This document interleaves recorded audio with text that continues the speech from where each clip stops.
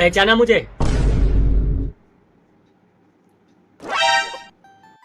नमस्कार दोस्तों, क्या आपको पता है आयुष्मान कार्ड कितनी तरह के होते हैं? 3 तरह के। पहला होता है नॉर्मल आयुष्मान कार्ड, जिसे हम सब जानते ही हैं, और दूसरा वय वंदना कार्ड। वाकई में इनके जब मैं आपको फुल डिटेल बताऊंगा कि इनका क्या क्या यूज़ है तो आप चौंक जाओगे। और तीसरा होता है आभा कार्ड। बताता हूँ क्या होता है। कोई बात नहीं, लेकिन काम की बात। सच में आप जो आयुष्मान कार्ड को आप जानते हो उसके बारे में भी मैं और जो बताने वाला हूं आपको। दूसरा वय वंदना कार्ड। सच में ये मान लीजिए कि इस कार्ड के अंदर ऐसे परिवारों का वो छिपा हुआ है कि जो माँ बाप को दूर रखते हैं पैसे के लिए।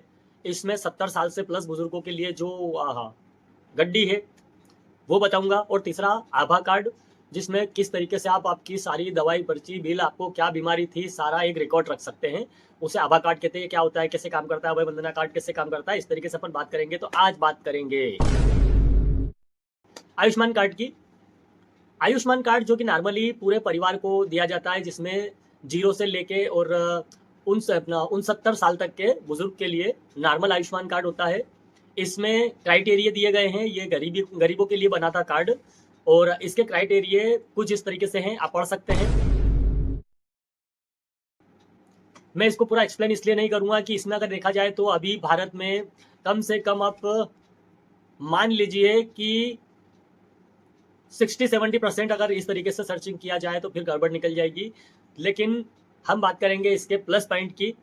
तो आयुष्मान कार्ड पूरे परिवार के लिए, जैसे मान लीजिए कि एक फैमिली में अगर 5 सदस्य है और उन पांचों का आयुष्मान कार्ड बना हुआ है, जो पांचों सदस्य 69 साल की उम्र के अंदर के हैं, तो 5 लाख का बीमा आयुष्मान कार्ड पर होता है। अब उसमें पॉइंट की बात, सबका 5-5 लाख का बीमा नहीं होता है, पूरे परिवार का 5 लाख का बीमा होता है।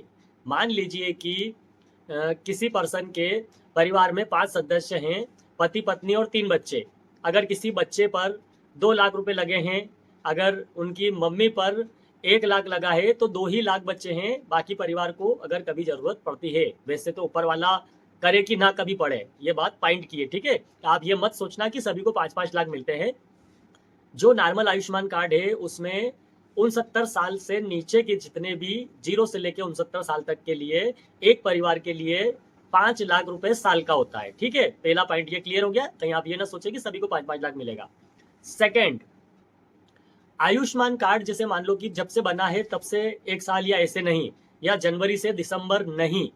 आयुष्मान वर्किंग करता है 31 मार्च, जैसे कि अपने भारतीय उसमें वर्ष का अंत करके नया वर्ष चालू होता है, तो इसमें 31 मार्च और 1 अप्रैल को ये पैसा आपका कट के वापस नया बजट आ जाता है, ठीक है।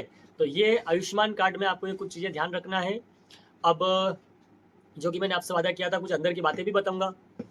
तो देखिए आयुष्मान कार्ड, ये पॉइंट आपके क्लियर हुए कि फिर क्लियर कर देता हूं अगर आप नहीं समझे हो। पूरे परिवार के लिए 5 लाख का बजट होता है 1 साल का, ठीक है।